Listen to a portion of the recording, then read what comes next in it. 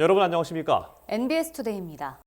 정부는 2027년까지 공익직불제 재정 규모를 5조 원으로 확대한다는 방침입니다.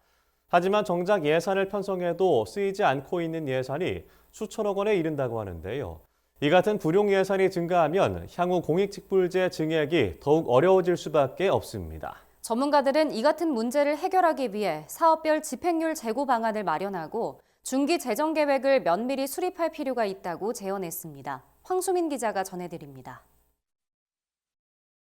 공익직불제는 농업인의 소득 안정과 농업농촌 공익기능 증진을 위해 지난 2020년 도입됐습니다.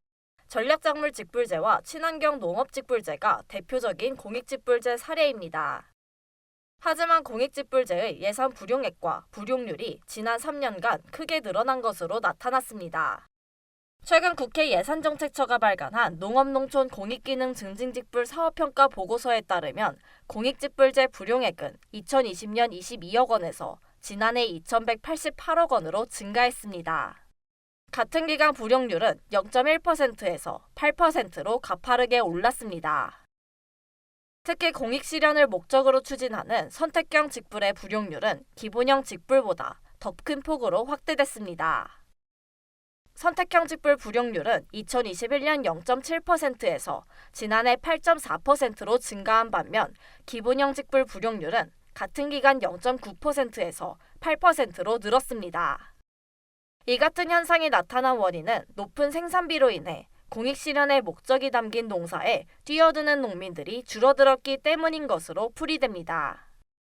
실제로 친환경 농업직불제의 예상 불용률은 2022년 2.7%에서 지난해 7.9%로 가파르게 올랐습니다. 정부는 사업 참여 면적이 달성되지 못한 이유로 사업 기간 중 전업, 폐업 등으로 인한 친환경 농업의 중단을 꼽습니다. 한국친환경농업협회 관계자는 친환경 농업은 일반 농업보다 경영비가 많이 들어 농민들이 진입에 어려움을 겪는 대표적인 농업 중 하나라며 직불금 단가를 올려 농민 부담을 경감시켜야 한다고 강조했습니다.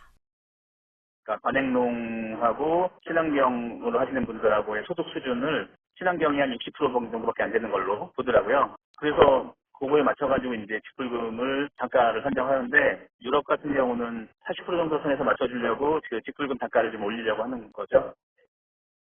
보고서는 공익직불제 예산 집행의 실적 부진뿐 아니라 관리 체계에 대한 문제점도 지적했습니다. 공익직불제가 시행된 이후 4년 이상 경과한 현재까지 기본 계획이 수립되지 않아 장기적인 계획이 부재한 상태라는 지적입니다.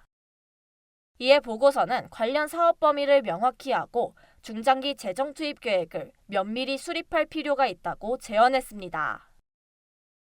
이 밖에도 전문가들은 소규모 청년농대산 인센티브 지급과 논농사에서 밭농사로 전환하는 공익직불 사업 추가 도입 등을 통해 생산구조 개선 설계를 강화해야 한다고 강조했습니다.